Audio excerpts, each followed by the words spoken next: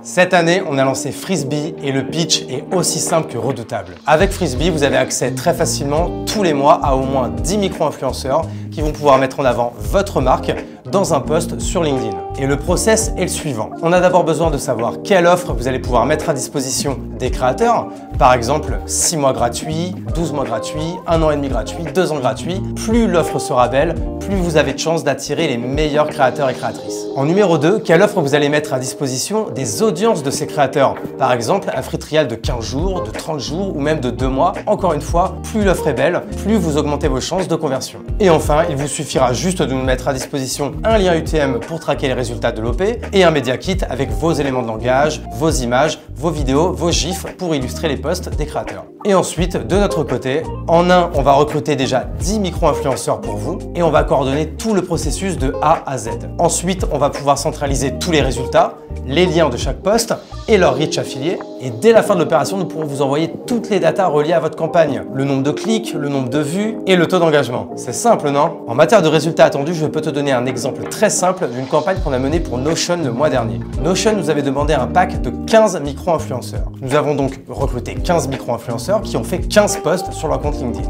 Résultat, plus de 115 000 vues en cumulé et pour un prix de seulement 1 000 €. Ce qui fait environ 50 € par post et moins de 10 € les 1000 vues. C'est tout bonnement imbattable. Et si vous voulez tester, vous pouvez cliquer sur le lien ci-dessous. Et à très vite sur Frisbee. Yes, Sarek. Écoute, moi je suis trop content d'être avec le mot de Flomodia. Pour ceux qui nous regardent du coup sur YouTube en plus, tu arbores un très beau maillot puisque oui, nous avons gagné hier. Nous sommes qualifiés pour les quarts de finale contre le Portugal. Donc quand ce podcast sera diffusé, j'espère qu'on pourra dire qu'on est champion d'Europe ou alors qu'on n'a pas été ridicule. J'espère aussi. Mais bon, comment tu vas, Mo? Ça va nickel et toi? Bah écoute, impeccable. Je suis vraiment ravi qu'on fasse cet épisode ensemble. Pourquoi? Parce que pour moi, toi et ton camarade Flo, vous faites partie des entrepreneurs que j'adore, qui font beaucoup de bien à la créateur économie, qui font beaucoup de bien à l'entrepreneuriat. Alors, très parisien aujourd'hui, puis très largement avec votre podcast, que ce soit vidéo et audio. Moi, de toute façon, c'est par ça que je vous ai connu. Je vous ai connu par ces podcasts qui duraient entre 3 heures et 3 semaines et demie. Du coup, c'est ça, vrai de vrai. C'est comme ça qu'on appelait ça. Vrai de vrai. Est-ce que vous continuez ça, vrai de vrai? Ouais, on le continue. On l'a pas continué comme on devrait et comme on aurait dû le continuer parce qu'on s'était arrêté de produire l'émission. Enfin, on avait réduit la cadence pour se concentrer sur l'organisation d'événements parce qu'on pensait qu'il y avait un timing sur le fait de refaire des événements à Paris depuis TF, depuis The Family. Et justement, on s'est dit que le timing c'était le bon moment et on a commencé à faire les événements. Mais du coup, on avait mis en stand-by un peu vrai de vrai qui est aujourd'hui, je pense que tu peux le demander à Flo, il va te dire la même chose. Mais il y a quand même un grand regret de notre part parce que quand on est arrivé sur YouTube à l'époque avec vrai de vrai, c'était en 2021. T'avais pas beaucoup de podcasts business qui étaient présents sur YouTube. Tu avais beaucoup de podcasts qui étaient en 100% audio. Je me souviens quand on était parti chez Mathieu Stéphanie, on lui avait même dit, mais mec, c'est impensable que tu sois pas en vidéo. Tellement il y avait pas de podcast business sur YouTube. Du coup, on avait commencé là-dessus, on a mis en stand-by là sur les derniers temps, et là on revient fort avec à la rentrée, avec pas mal d'invités, pas mal de personnes dessus, avec ce même format qui nous tient à cœur, qui est le format minimum 3 heures. Et quand Et du coup, chaque entrepreneur rêverait de pouvoir être invité. Moi-même, je vous ai fait un maximum d'appels du pied parce que c'est ça que tu te dis, c'est vrai que c'est peut-être la seule fois de ta vie où tu vas tellement prendre le temps, où tu vas vraiment pouvoir tout raconter. Et puis je pense qu'en fait, même au bout d'un moment, c'est là où t'es bon. C'est que je pense que les mecs, ils sont plus dans un podcast, ils oublient un peu les éléments de langage, ils se détendent. Et là, en fait, du coup, t'es dans du full authentique, quoi. c'est ce qu'on recherche, c'est pour ça qu'on l'appelait vrai de vrai. Que Ouais. l'émission vrai de vrai, c'était le but, c'est de dire, ok, comment est-ce qu'on arrive à avoir des invités, des entrepreneurs qui, de base, sur les podcasts, en tout cas nous à l'époque, allaient sur des podcasts qui étaient très courts, donc tu avais du 30-45 minutes, et qui en fait avaient été briefés, étaient prêts avec leur storytelling, avec leurs success stories déjà préparés. Et en fait, du coup, tu avais juste le côté positif de l'entrepreneuriat. Et nous, on s'est dit, bah tiens, ce qu'on va faire, c'est qu'on va les interviewer pendant minimum 3 heures, parce que pour le coup, si tu veux nous bullshiter pendant 3 heures, bah déjà tu tiendras pas, et en plus de ça, t'as mieux à faire que de venir sur une émission pendant 3 heures. Et en plus de ça, on tournait le soir. Donc on tourne le soir parce que généralement le soir, t'es pas en train de faire du business. Tu vois, on aurait pu le tourner en matinée, en après-midi, surtout que l'un des concepts, c'est de dîner avec l'invité, de manger avec l'invité. Et tu vois, des sushis, important. Des sushis la plupart du temps. Tu déjeunes avec des collaborateurs, des pros, mais tu dînes rarement avec ces gens-là. Le dîner, c'est assez privé. C'est pour les proches, c'est pour vraiment, ou bien les pros qui sont vraiment très proches de toi. Et nous, on a fait ce pari de dire aux invités, bah nous, en fait, le tournage, il commence à 18h30, 19h, et t'es avec nous jusqu'à minuit, 1h, et on dîne pendant l'émission, et ça permet vraiment, comme tu l'as dit, de créer cette proximité avec l'invité qui oublie les caméras, parce qu'en fait, il n'y a pas de, le format, il n'y a pas de cadreur, il n'y a pas de vidéaste avec nous, c'est vraiment Flo, moi et l'invité. C'est tout. Ouais, donc toi en host et Flo derrière la caméra, qu'on n'entendait pas beaucoup au début et qu'on a entendu un petit peu plus au fur et à mesure. Ouais, Flo au début était vraiment hors caméra, on lui posait quelques questions parfois. Et là, depuis maintenant les 2-3 derniers épisodes, il est en face cam. Donc Flo est maintenant face caméra parce qu'on pense qu'il y a aussi un play qui est intéressant de nous avoir nous deux à la caméra, de plus avoir un single host, mais 2 personnes à la caméra. Surtout que du coup, en fait, nous, ça nous permet d'échanger, de discuter, de rebondir plus facilement, et ça permet à l'invité de moins être dans un schéma face à face et d'être plus dans un triptyque, vraiment très discussion, posé le soir sur un canapé. Et c'est ça. Et en fait, vous au début, pourquoi en fait quand vous montez donc l'émission Vrai de Vrai, vous d'ailleurs vous appeliez pas Flomodia à l'époque, ça avait un autre nom, mais pourquoi en fait? Qu'est-ce que vous faites au début? C'est quoi? C'est juste une initiative comme ça pour se marrer? Ou dès le départ, vous vous dites, vas-y mec, on monte un business, on monte une média-led compagnie, et tout de suite c'est un média, et après on verra ce qu'on fait autour, quoi. En fait, au tout début, nous, c'est devenu ça après? Non, en fait, au tout début, on s'appelait French Joueurs, comme tu l'as dit. On a perdu le nom après, parce qu'on s'est fait attaquer par la BPI, qui a déposé la marque French Fabers. Et du coup, pour donc, eux, la BPI, on les embrasse, hein, bien sûr. Ouais, évidemment, mais on fait plein de bisous. Cool, quoi. Depuis, on a travaillé avec eux, donc c'est une histoire ancienne, mais sur le moment, ça nous avait bien fait chier. Parce qu'on aimait bien le nom French Joueurs, et ça rassemblait beaucoup de personnes. Ah, de ouf. Le nom était très cool. Et du coup, on l'a changé parce qu'ils avaient French Fabers, les Français qui fabriquent, pour eux, c'était la même chose. Bref, on a dû changer de branding. Et on avait commencé par ce nom, et en fait, l'histoire de Flomodia, c'est je dégommais une tonne de contenu à l'époque, du contenu podcast, etc. Avec Flo, on bossait, on avait quelques boutiques de dropshipping. Il y a très peu de personnes qui le savent, mais on avait commencé par du dropshipping. J'avais lancé une boutique d'animé à l'époque, et il m'a rejoint dessus. Après, c'est lui qui l'a géré. Et puis à un moment donné, l'histoire du podcast a démarré avec un gars que tu connais bien, c'est avec Guillaume. Donc Guillaume, moi, je l'avais rencontré quand il était à Station F. Guillaume Moubèche de l'Emlist. Guillaume Moubèche de l'Emlist. Je l'avais contacté parce qu'il venait d'atteindre, je sais plus, 100K, 200K d'ARR, je sais plus combien il était.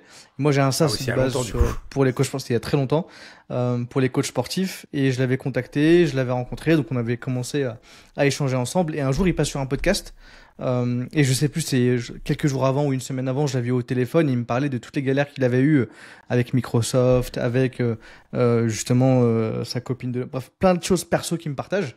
Et je lui ai demandé pourquoi est-ce que tu l'as pas dit dans l'émission, pourquoi tu n'en as pas parlé, tu vois. Il m'a dit en fait la personne m'a pas posé la question.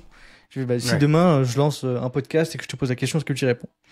Il m'a dit franchement, on n'a pas vu ce genre de contenu, donc pourquoi pas, à voir, tu me diras, tu me reparleras, on verra ce que ça donne. Du coup, je propose à Flo, est-ce que mec, t'es chaud de lancer ce type de format? Il a été chaud, du coup on a commencé à discuter ensemble, on a brainstormé dans une petite salle à l'époque qui servait de bureau pour mon SaaS dans le 15e arrondissement, boulevard Pasteur. Et du coup on réfléchit sur le tableau à des idées de questions, de thématiques, etc.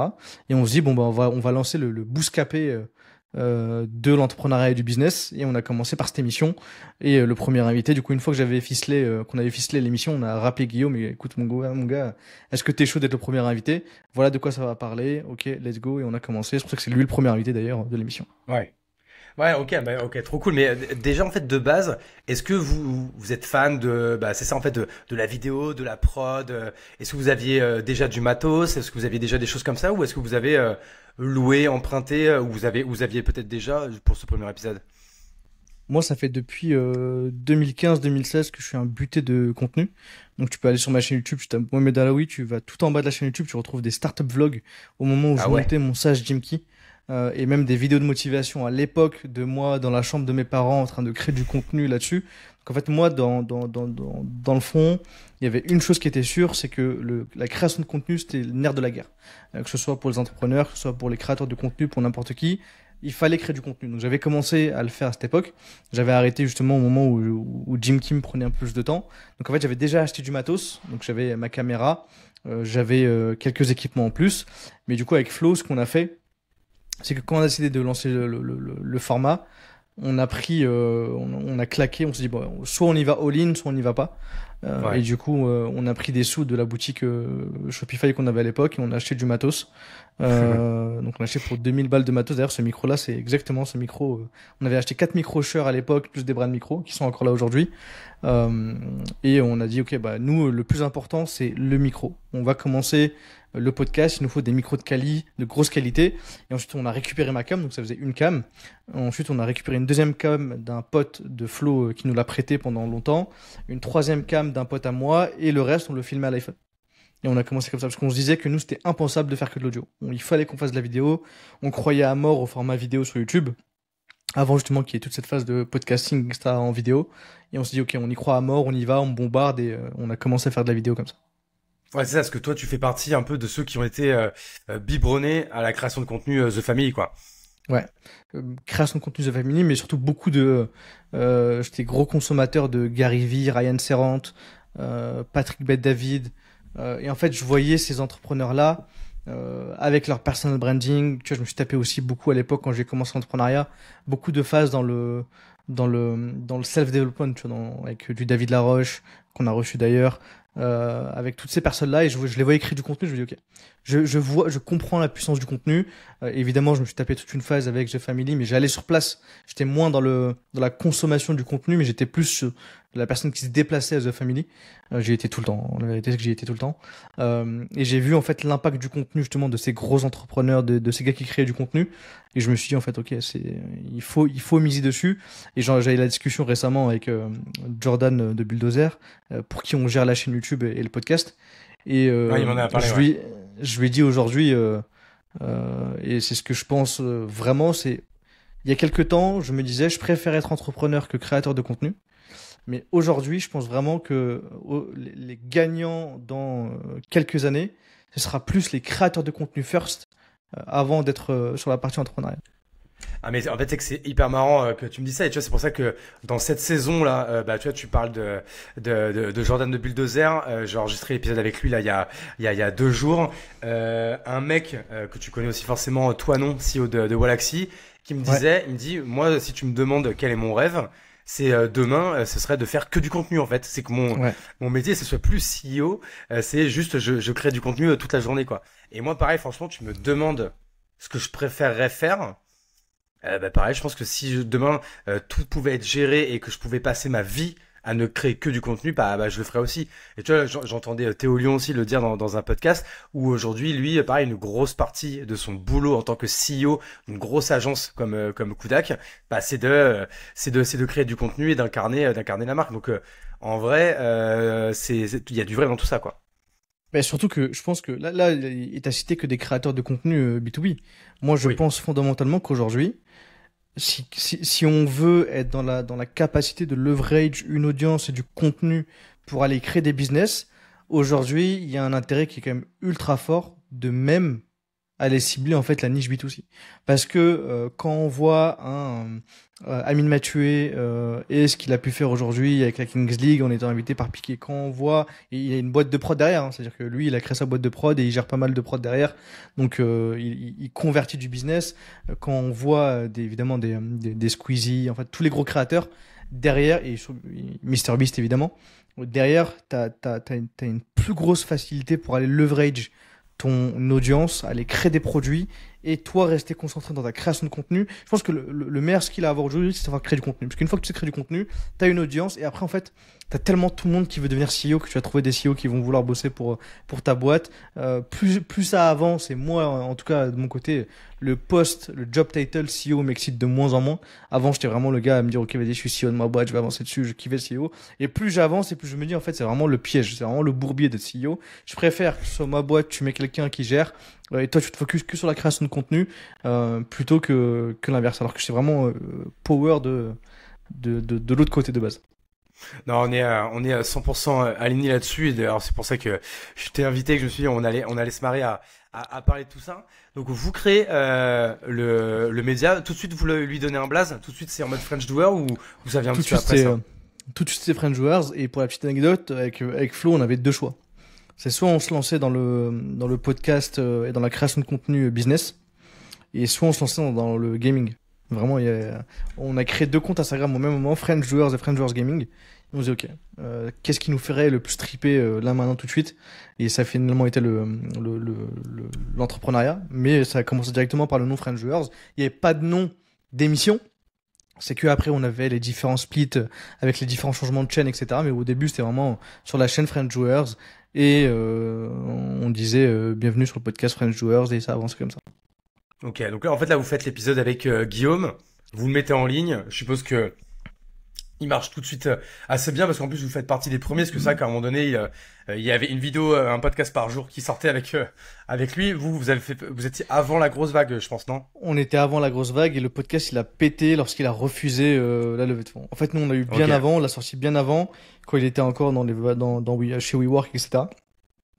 Et en fait au moment où le podcast il a pété peut-être 3-4 mois après, 5 mois après. Parce que Ouais. justement, il y a eu, tout le monde a commencé à chercher qui était Guillaume, ce qu'il faisait, pourquoi est-ce qu'il a refusé ça, et du coup en fait on a vu la vidéo péter, et continuer à Ouais, c'est monter. vrai que c'est un truc de ouf, ouais. Et vous la lancez, donc comme tu dis, elle pète pas tout de suite, hein, parce qu'au début, il était peut-être moins connu, vous étiez pas connu encore, vous étiez vraiment au tout début, mais tout de suite vous vous dites, ok, maintenant on a posé la première brique, maintenant il faut que je sais pas, toutes les semaines, tous les 15 jours, tous les mois, il faut qu'on lance un nouvel épisode. Vous étiez dans quel état d'esprit à ce moment-là? Ouais, on a enchaîné, et en fait aussi au même moment, avec mon SaaS Jimkey, je venais d'être accepté à Station F. Donc en gros j'avais candidaté avec mon SaaS pour rentrer à Station F. Donc maintenant Station F est au courant, on en rigolait dans la fois avec Roxane, mais sur le papier, Flo était le CMO de Jimkey, donc de mon SaaS, pour pouvoir rentrer et aussi avoir des places à Station F. Du coup, il est rentré en pirate à Station F avec moi. Et vu qu'on était dans le vivier de l'entrepreneuriat actuel, en fait, on a pu justement continuer à envoyer de la prod. Surtout que nous, on est rentré avec Jimkey dans le programme Fighters, du coup, on payait même pas les bureaux. On avait 3 postes gratuits pendant 1 an. Donc ça, c'est vraiment une charge en moins qui est pas négligeable. Je m'étonne. Et du coup, on a envoyé une tonne d'invitations aux guests. Et on a enchaîné, on a sorti un épisode toutes les 2 semaines. T'avais 2 épisodes par mois qui sortaient. Parce qu'en fait, au début, on voulait faire un par semaine, mais on s'est dit que vu que les épisodes ils font 3 à 4 heures, on risque de trop en fait saturer les gens. Sachant que Ouais, nous, on a clairement. compris que notre audience consomme le podcast en plusieurs fois. Donc en une semaine, C'est elle le ça. consomme généralement.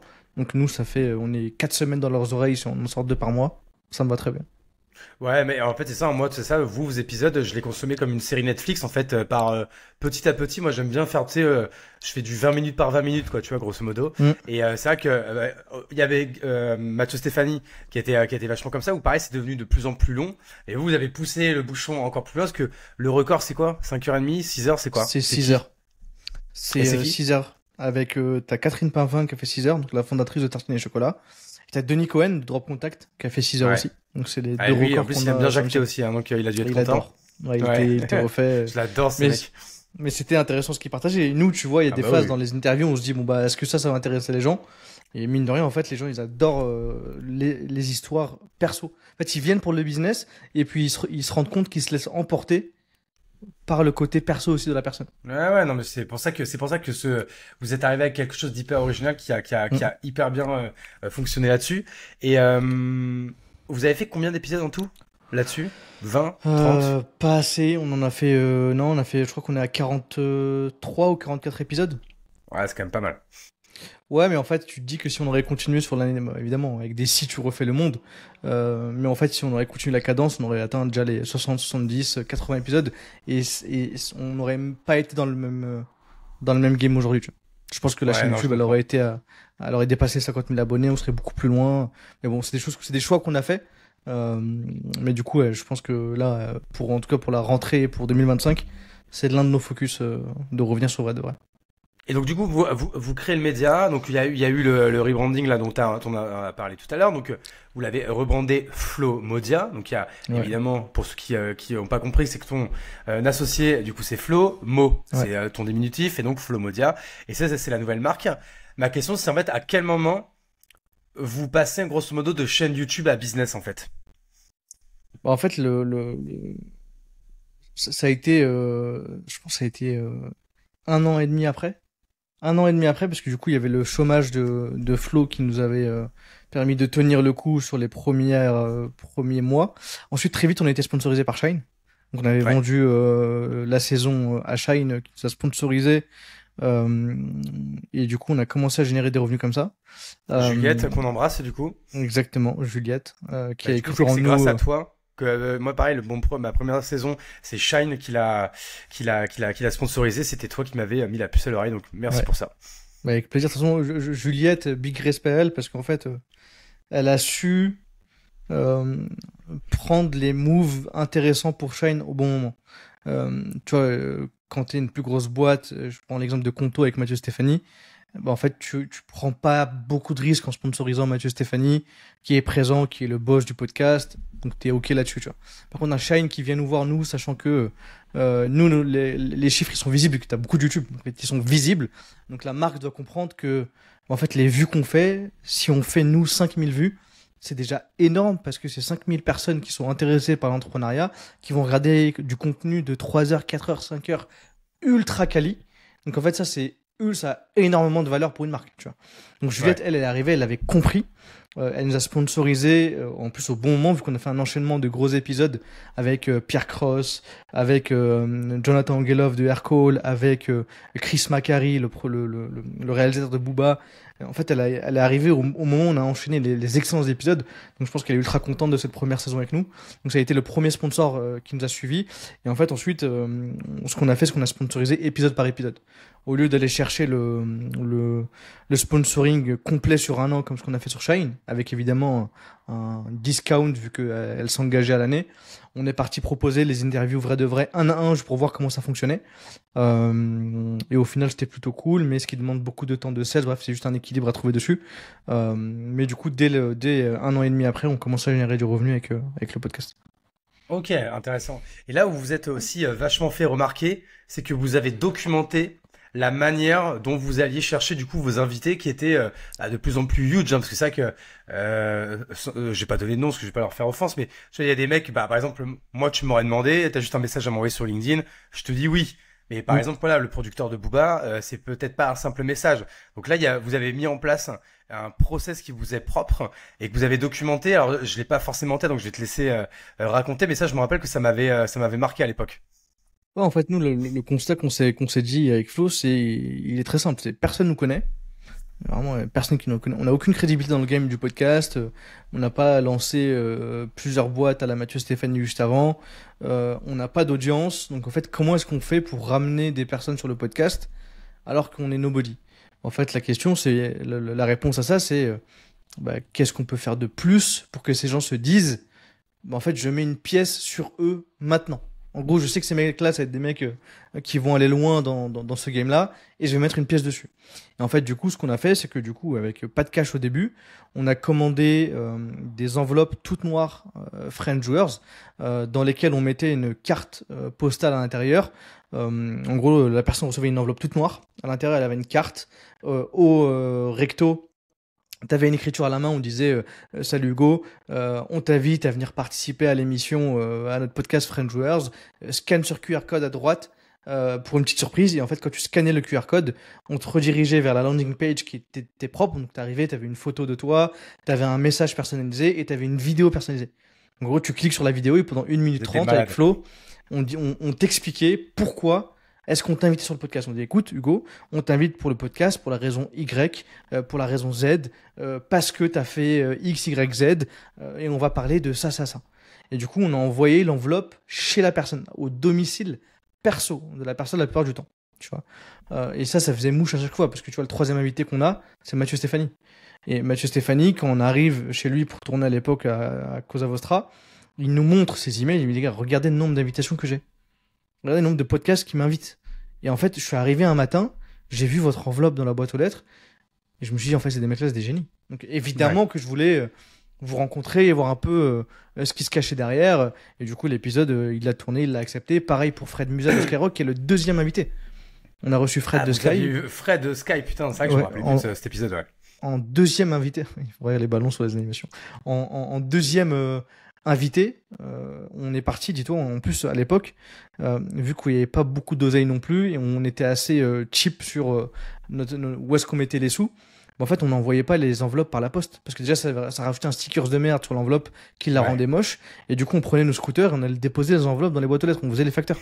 Et ce qu'on avait fait pour Skyrock, c'est que je me souviens, vu que c'est moi qui suis allé, j'arrive devant les locaux de Skyrock, et à Skyrock, en fait, t'as un vigile qui est devant la porte tout le temps. Donc, va lui expliquer que tu viens déposer une enveloppe pour Fred de Sky.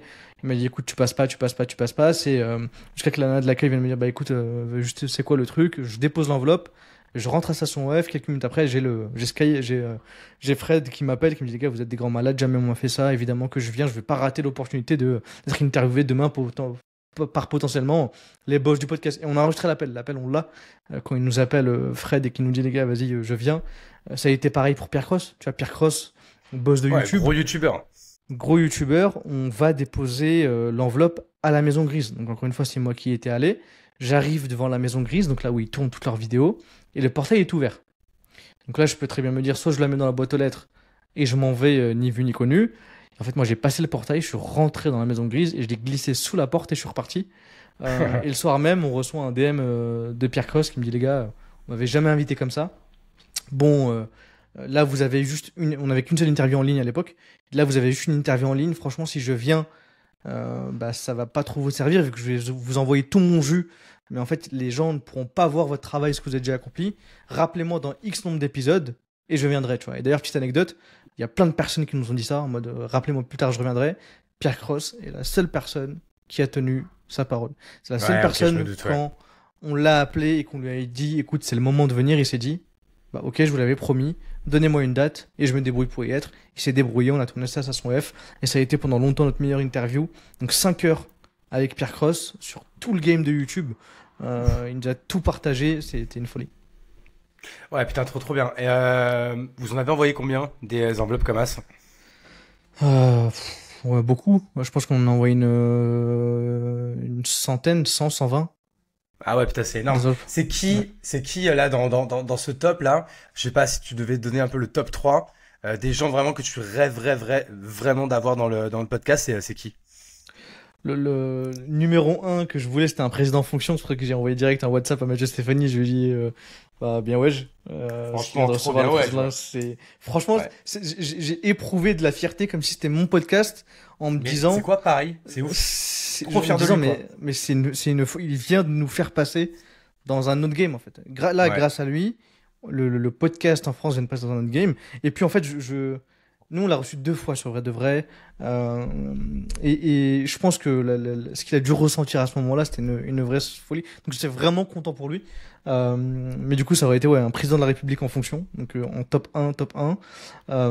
Ensuite, nous, l'une des personnes qu'on kifferait avoir, c'est évidemment Zizou. Et 3e personne, c'est Omar Sy. Donc, okay, en fait, donc, ambitieux, quoi. J'ai l'air sky is the limit, quoi. Bah en fait, et ça, dis-toi, c'est la liste francophone. Parce que là, à partir de la rentrée, il y aura aussi des interviews qui seront faites en anglais. Et tu vois, le top invité qu'on aimerait avoir, c'est un Dwayne Johnson ou bien un Cristiano Ronaldo, vu qu'il y aura une partie des interviews qui vont potentiellement être faites en anglais. Donc ça, c'est vraiment le top worldwide. Et après, pour rester sur la partie francophone, ouais. Donc t'as le président en fonction. Toi, t'es 100% bilingue, toi? 100% bilingue, juste mon accent franco-marocain qui revient quelquefois. Moi, je serais ultra stressé de faire une interview en anglais, quoi. En fait, après, la chance qu'on a avec la chance qu'on a avec Vrai de Vrai, c'est que vu que t'as déjà écouté les épisodes, mais tu vois, sur 4 heures, mon temps de parole, il est de 5-10 minutes à tout péter, tu vois. Donc Ouais, mais quand finalement, même, ça va. et puis ça, il faut que tu sois concentré pour bien aussi Ouais. tout comprendre ce que la personne dit et tout. Parce que c'est ça, en fait, c'est vrai que moi, au début, quand me suis lancé dans le podcast, je me suis dit, bah, en vrai, ma place, elle est cool. En vrai, c'est pas moi qui parle tout le temps, je vais pas être fatigué ou quoi. Mais en fait, t'es tellement obligé d'être Si. concentré, de préparer une question et même peut-être une deuxième, et là de dire, ok, faut que je me concentre pour la garder. Tu sais, des fois, tu la perds. Et là, tu sais, des fois, tu dis, oh putain, j'en avais une. La phrase du mec, elle est bientôt finie. Il faut absolument que je Mm. rebondisse. Et surtout, c'est pas poser une question pour poser une question. Faut qu'il y ait un fil conducteur. Donc, en vrai, interviewer, c'est quand même ultra fatigant. Et donc, en Bah, anglais, moi, je pense que je serais, mais incapable, quoi. en vrai, je pense que si. Je pense qu'en fait, t'as tes questions que t'as en français. Tu peux les remettre en anglais, t'as une trame. Maintenant, si je veux pas que tu fasses le robot à juste donner les questions, les questions à chaque fois. Ouais. Euh, mais évidemment, je rebondis sur ce que t'as dit sur le taf d'interviewer des gens. En fait, les gens ne se rendent pas compte de ce que c'est. En fait, ils Ouais. pensent que du coup, de l'extérieur, que c'est juste poser des questions. En fait, c'est poser des questions, c'est écouter en même temps et anticiper la prochaine question ou rebondir. Et aussi, c'est savoir cadrer, c'est-à-dire que recadrer ton invité. S'il commence à partir dans des sujets qui sont pas vraiment pertinents, c'est-à-dire, bah, ok, ça c'est pas pertinent pour mon audience, ok, je fais le switch et je le redirige. Et c'est beaucoup de taf, c'est galère, et c'est pour ça que t'as beaucoup de podcasteurs, mais t'as beaucoup de podcasteurs aussi que les gens n'aiment pas écouter. Et aussi, il y a aussi se battre contre soi-même pour se dire, attends, tais-toi, laisse la personne terminer, tu pourras poser ta question après. Et en fait, ça, c'est un combat à chaque fois entre soi quand t'es en train de poser des questions à un invité, quoi. Non, clairement. Et tu vois, là, on parlait de Fred de Sky ou de Pierre Cross. Bah, en fait, là, tu sais où il travaille, donc tu as été emmener l'enveloppe là-bas. Typiquement, pour un Zizou et un Omar Sy, tu les as mis où, les enveloppes? En fait, un Zizou, un Omar Si Sy, enveloppe il y a eu. Omar Sy, nous, on a envoyé une enveloppe aux États-Unis. On a fait pareil pour Booba d'ailleurs. Booba qu'on aimerait avoir, on a envoyé chez lui, à son domicile, aux États-Unis. Comment tu chopes Euh, l'adresse? Bah en fait, l'adresse, t'es entrepreneur, tu sais comment ça fonctionne, mais quand tu crées ta boîte, t'es obligé de déposer des statuts. Ah ouais, donc Et en gros, tu les as tout simplement sur les sociétés.com et Co, quoi. ouais, exactement. Donc ça, tu peux choper de Ok. l'info dessus. Et surtout, en fait, il y a des indications. Nous, on a fait un peu les... Surtout pour Booba, qui change beaucoup d'adresses.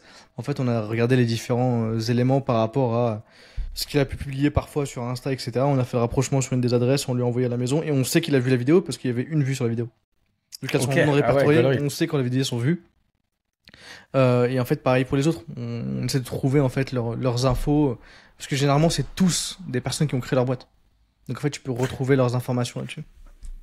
Et par exemple, tu vois, encore typiquement des Booba ou des Omar Sy, pareil, je pense que c'est pas si difficile de trouver les contacts, tu sais, bah, en fait, de toutes leurs équipes, parce que voilà, ils ont tous, je pense, un responsable de com, un assistant ou une assistante. En fait, c'est ces gens-là qu'il faut aller taper en général, non? Moi, je pense pas. En fait, moi, je pense que ces gens-là, tu vas les taper quand t'as la taille de Mathieu Stéphanie. Je Ouais, pense que c'est Mathieu vrai que nous, Stéphanie nous, ils nous aujourd'hui, répondront pas, ouais. non. En fait, ces gens-là, pourquoi est-ce qu'ils répondront pas? Parce qu'en fait, leur seul job, c'est de trouver les meilleures opportunités pour leurs clients. En fait, c'est des agents. Et en Ouais. fait, toi, tu vas arriver, ils vont se dire, qu'est-ce que j'en ai à foutre du podcast du Gobens? Tu fais combien d'écoutes? Non, ça m'intéresse pas. Et en fait, alors que Mathieu Stéphanie, lui, de son côté, il a déjà une grosse base, il a des gens avec qui il bosse. Tu vois, c'est pas lui qui va contacter les invités.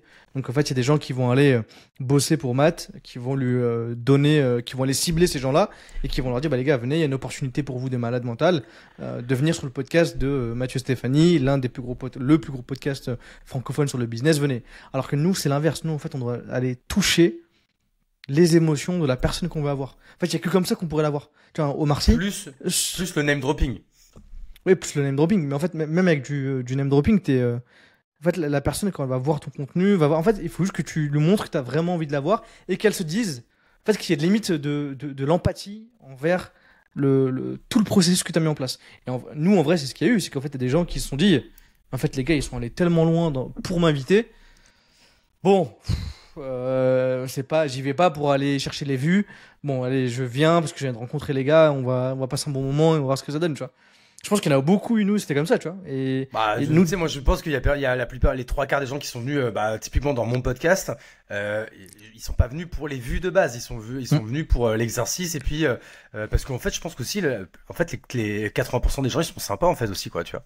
de fou. Mais c'est juste que plus t'avances et plus du coup t'as t'as de podcasts et puis en fait les gens veulent les mêmes invités. Je pense que nous, si on compare nos deux listes, je pense qu'il y a beaucoup d'invités qu'on a en commun. Maintenant, en fait, le truc, c'est de se dire, ok, t'as beaucoup de personnes qui vont contacter ces personnes-là. C'est comment est-ce que tu te démarques et comment est-ce que tu crées la petite étincelle qui va faire que il va te dire, bah, je vais chez toi, je viens chez toi, même si ça dure 3 heures, 4 heures, peu importe, je viens chez toi. Et là, tu vois, aujourd'hui, nous, on avait partagé la technique du coup de l'enveloppe, et t'as beaucoup de podcasteurs qui ont commencé à l'utiliser, à commencer à la mettre en place. En fait, nous, quand on avait partagé ces techniques, on était déjà passé à une technique supérieure. C'est qu'en fait, nous, petit à petit, en fait, on va chercher de plus en plus de techniques pour aller créer l'étincelle chez la personne pour qu'elle se dise, en fait, ces mecs, c'est des malades. Ces mecs, ils sont vraiment fous. Ils ont fait tout ça pour m'inviter sur leur podcast, mais je vais y aller en fait. Je vais juste aller voir. Tu vois. Non, mais vas-y, 100% aligné là-dessus. Et étant donné que le podcast, là, c'était peut-être qu'on tourne, qu'on recorde ensemble, il va sortir en septembre. Et du coup, est-ce que tu peux donner peut-être en exclu un ou deux invités que vous allez avoir tout début septembre? En exclu, je veux garder à ce truc parce que je sais pas quand est-ce qu'on le sort, si c'est Bon, après, moi, je le septembre sors ou à juste la date après. que tu veux. Moi, je dis, j'ai assez d'épisodes pour tenir jusqu'au 1er octobre, là. Donc, je le sors quand tu veux, en fait. Non, mais t'es pas obligé, hein, franchement, t'inquiète. Non, Je mais en vais fait, pas. je suis en train de réfléchir à quand est-ce qu'on va le sortir cet épisode, mais en tout cas, on a un big invité qui arrive. Et sinon, sur les prochains noms que nous, on va avoir et qui vont passer sur le podcast, il y en a un que je peux name dropper, c'est Pierre-Edouard Sterrin. Putain, trop bien, j'adore. Donc de Smartbox, qui lui, j'ai hâte qu'on puisse creuser sur les 3 heures, 4 heures, 5 heures de sa life, parce qu'en fait, il en a fait des choses, ce mec-là. Et ça, c'est vraiment fou. Donc il y a lui, et après, en fait, il y a des personnalités plus connues du grand public qu'on reçoit, et c'est pour ça qu'on veut remettre justement cette énergie à fond dessus sur Vrai de Reste. En fait, on a reçu quelques signaux de plus en plus positifs. Mais du coup, vu que je sais pas si on le sort, à quel moment on le sort de septembre, je n'exclose pas le nom. Non, vas-y, ok, on garde secret. Donc, du coup, vous allez ressortir un peu ce format qui est un peu votre format signature et qui a fait ses preuves. Est-ce que, du coup, à la rentrée, vous voulez aussi sortir d'autres types de formats? Et si oui, qu'est-ce que vous allez faire? Non, en fait, nous, sur l'histoire de Flomodia, on a tenté beaucoup de choses. Tu vois, on a essayé d'être grand trop vite.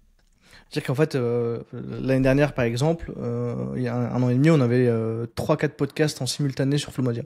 Donc on avait Côté Mindset pour la partie Mindset, on avait la Kishta qui parlait d'argent, on avait un podcast sur le e-commerce, et on avait un podcast sur le contenu. En fait, on avait une tonne de podcasts, et en fait, ce qu'on avait commencé à faire, c'était de recruter des animateurs. Donc on recrutait des animateurs, nous on s'occupait de trouver les invités, les sponsors, et tu avais des personnes qui animaient les podcasts. Sauf que, en fait, finalement, c'était beaucoup de temps, beaucoup de prod, beaucoup d'énergie. Et en fait, c'était beaucoup de sales parce que pour chaque épisode, pour chaque émission, il fallait aller trouver le sponsor. Parce que pas de sponsor, pas de prod, pas de podcast. Ouais. Du coup, on s'est cassé les dents sur les différents contenus. Et en fait, là, nous, on est plus dans qu'est-ce qu'on supprime. La vérité, là, c'est la stratégie qu'on a avec Flomodia, c'est qu'est-ce qu'on retire. Qu'est-ce qu'on retire en fait pour rester focus sur Vrai de Vrai. Donc en fait, les contenus qu'il va y avoir à la rentrée, tu vas avoir un vrai focus sur Vrai de Vrai. Tu vas avoir un vrai focus sur notre partie événementielle parce qu'on kiffe ça et qu'on adore rencontrer les gens et créer des événements. Et le reste, en fait, ça va être essentiellement nos chaînes perso, donc à Flo et moi, d'aller les développer parce qu'aujourd'hui, comme je l'ai dit tout à l'heure, il vaut mieux être un créateur de contenu qu'un CEO. Donc en fait là on est en mode ok, il faut aller créer un maximum de contenu et ça va être les focus et on aura une chaîne tous les deux, donc la chaîne Mo et Flo qui est déjà créée, sur laquelle en fait on va aller créer du contenu tous les deux avec Flo. Donc on aura nos chaînes perso, on aura une chaîne commune et on aura Vrai de Vrai en plus de tous les événements qu'on organise à côté. Et ce sera le Je pense focus. que ça, c'est, parce que, tu sais que je me pose la question, c'est marrant parce que je me la posais en plus ce matin, mais je me dis, est-ce que ça a vraiment du sens d'avoir par exemple sur YouTube un truc perso, ou même en podcast, tu vois, parce que moi le podcast s'appelle La Chapelle Radio, mais est-ce que demain il faut que j'ai un podcast qui s'appelle Hugo Benz, ou est-ce qu'en fait, même les trucs en mode solo podcast, ou les trucs vraiment très personnels, en fait il vaut mieux pas que je mette tout sur La Chapelle Radio où il y a déjà des gens il y a déjà une audience, il y a déjà du trafic, juste en fait en segmentant, est-ce que c'est pas plus pertinent de faire ça? Bah, dites-moi, nous, il y a un an tout pile, on a divisé toute notre chaîne YouTube. Parce qu'en fait, t'avais qu'une seule chaîne à l'époque, qui était la chaîne Flomodia, sur laquelle t'avais toutes les émissions et tous les contenus. Donc, t'avais à la fois les vrais de vrais et les replays des talks. Et là, depuis maintenant 4, 5, 6 mois, on a divisé toutes les chaînes YouTube. Ce qui fait que du coup, tu as une chaîne vraie de vrai, tu as une chaîne Flow Media Talk. En fait, les replays, on les met pas sur la même chaîne, alors que tu pourrais dire c'est la même audience. Sauf que aujourd'hui, en fait, quand tu t'abonnes à une chaîne YouTube, tu t'abonnes à un format spécifique. Tu t'abonnes à vrai de vrai, tu veux venir regarder du vrai de vrai. Tu t'abonnes à Flow Media Talk, tu veux avoir les replays des événements. Point. Et en fait, il n'y a pas à chercher plus loin. Et du coup, nous, ce qu'on a fait, c'est que ça a été très dur pour nous, vu qu'on a perdu en fait, de la force en sponsoring, vu que du coup, la chaîne principale est redevenue la chaîne consacrée à vrai de vrai. Donc c'est elle sur laquelle on a le plus d'abonnés. Et ensuite, on avait une chaîne qui était Flomodia sur laquelle on avait énormément de sponsors. Parce que du coup, on était une chaîne sur l'entrepreneuriat avec 12-13 000 abonnés. Du coup, en fait, on avait beaucoup de sponsoring. Et depuis qu'on a split le vrai de vrai, vu qu'on a arrêté la cadence dessus, en fait, on avait moins de revenus qui étaient générés via le sponsoring dessus. Donc ça a été un choix fort de notre part. Mais en fait, nous, c'est beaucoup mieux parce que du coup, chaque contenu que tu sors, c'est le même. La personne qui s'abonne à ta chaîne YouTube vrai de vrai sait qu'à chaque fois que tu vas sortir un format vrai de vrai, elle va cliquer dessus. Alors qu'en fait, si tu as 50 choses différentes, demain YouTube va lui proposer ta vidéo, il va pas cliquer. Il va leur proposer une deuxième vidéo, disons que voilà, il s'abonne pour La Chapelle parce qu'il adore ton podcast. Tu sors une vidéo perso sur comment est-ce que tu optimises ton patrimoine. Les gens en ont rien à foutre, ils cliquent pas. Tu sors une deuxième vidéo sur comment vendre du contenu. Les gens se battent les couilles, c'est pas un format interview. Tu en sors une troisième sur n'importe quelle thématique, tu as envoyé 3 signaux à YouTube qui lui disent bah écoute, j'ai montré 3 vidéos à ton abonné, 3 fois il a pas cliqué. Je pense que tu produis vraiment du contenu de merde, bah, je vais arrêter de lui montrer, tout simplement. Tu vois. Ok, je comprends. Et on avait eu déjà cette discussion avec Pierre Cross qui lui disait une chaîne YouTube, une thématique. Et c'est pas pour rien que quand tu vois les créateurs de contenu, ils ont plusieurs chaînes YouTube. Tu vois, par exemple, un Squeezie, il pourrait très bien faire du contenu à la fois ce qu'il fait là et son contenu un peu gaming sur la même chaîne. Mais il a vraiment divisé les deux parce qu'il sait qu'il va pas toucher les mêmes personnes. Tu vas avoir un Pierre Cross et un Pierre Cross volume 2, alors que tu pourrais avoir l'impression que les contenus se rapprochent. Mais en fait, c'est pas du tout la même audience. Tu vas avoir un Lena Situation où elle met des vlogs de elle, et t'as Lena Retournement de Situation depuis récemment, qui a lancé une nouvelle chaîne YouTube, où du coup t'as des vlogs, mais dans un autre cadre, qui vont pas intéresser les mêmes personnes. Et en fait, du coup, tu te rends compte que les gens, ils s'abonnent par habitude sur des choses bien précises. Aujourd'hui, ça change de plus en plus. Donc aujourd'hui, quand tu crées une personal brand, vaut mieux mettre tout sur la même chaîne YouTube. Donc tu crées demain la chaîne Hugo Benz, vaut mieux mettre tout ce qui te concerne sur la même chaîne YouTube. C'est le play qui peut le mieux fonctionner. Mais quand on parle de podcast, de business, vaut mieux splitter à chaque fois. C'est pour ça qu'un Patrick Bet-David, il a Valuetainment, il a Patrick Bet-David Podcast, et en fait, il a splitté ces différents éléments aussi. Tu vois, parce que moi, par exemple, là, à la rentrée, je vais me mettre vraiment dans le game YouTube en mode avec beaucoup de vidéos face cam où je vais présenter des outils, où je vais présenter des techniques, où je vais présenter des hacks de productivité, enfin vraiment tout ce qui me passionne là-dessus. Je vais faire aussi des plus longues vidéos, tu vois, 10 minutes, 12 minutes, 15 minutes.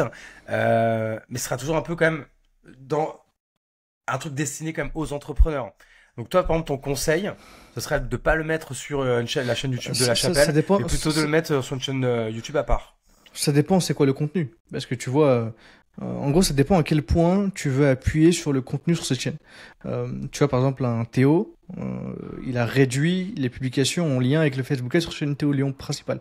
Il a vraiment refocus sur la chaîne Kudak. Parce qu'il s'est dit, en fait, moi, les gens, quand ils me suivent en tant que Théo Lyon, il faut qu'ils me suivent moi, à titre perso. Donc, il a modifié un peu la structure de sa chaîne YouTube. Et là, il fait des vidéos non scriptées où il parle face cam, il te fait des vlogs, il t'emmène avec lui. Tu sais, plein de choses un peu plus naturelles. Donc, il a retiré la partie Facebook Ads pour la laisser que sur Kudak. Maintenant, c'est à toi de voir. Si tu me dis que le contenu que tu sors, il est intéressant pour La Chapelle et c'est parce que tu veux développer la chaîne YouTube de La Chapelle pour faire monter la valo de ta boîte après ce que tu veux et que c'est quand même, ça tourne autour des thématiques que tu abordes dans La Chapelle, je veux dire, fais-le sur la même chaîne YouTube. Mais si tu me dis, bah, est-ce que je l'ai fait, est-ce que du coup, tu mets des choses complètement différentes où tu parles de toi, par exemple, je t'aurais dit, bah, mais pas sur La Chapelle, fais une chaîne perso dans laquelle tu veux que je parle de toi et mettre ça en avant. Ok, bah écoute, merci pour le conseil, ça va m'aider un peu dans le développement de cette idée là pendant tout l'été. T'en as beaucoup parlé de la branche événement, et c'est vrai que encore une fois, 100% aligné moi de mon côté. Il faut créer un maximum de contenu en ligne, mais après sur la partie vraiment création de communauté, le côté événement physique où tu es présent, tu vois, que moi j'ai avec tous mes événements du Poney Club, bah ça t'apporte vraiment une brique en plus.